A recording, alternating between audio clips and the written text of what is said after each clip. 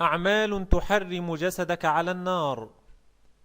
أولا، عن أم حبيبة رضي الله عنها قالت: سمعت النبي صلى الله عليه وسلم يقول: من صلى 4 ركعات قبل الظهر و4 بعدها حرمه الله على النار.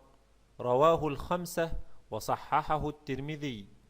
والمعنى أن الإنسان إذا حافظ على 4 ركعات بين الأذان والإقامة بعد دخول الوقت وقبل أن يصلي الفريضة، ثم بعد أن صلى الفريضة صلى بعد الظهر 4 ركعات مثنى مثنى، حرم الله جل وعلا جسده على النار.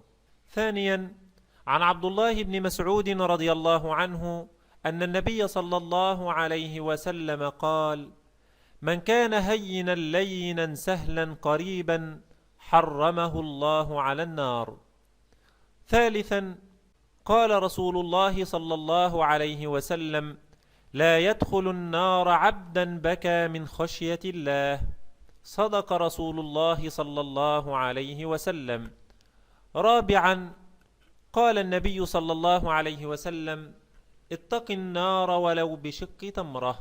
صدق رسول الله صلى الله عليه وسلم. والمعنى أن تتقي النار فلا تدخلها إذا تصدقت وكنت من المتصدقين، حتى ولو تصدقت بشق تمرة. خامسا، عن أبي سعيد الخدري رضي الله عنه قال: قال رسول الله صلى الله عليه وسلم: من صام يوما في سبيل الله بعد الله وجهه عن النار 70 خريفا. صدق رسول الله صلى الله عليه وسلم.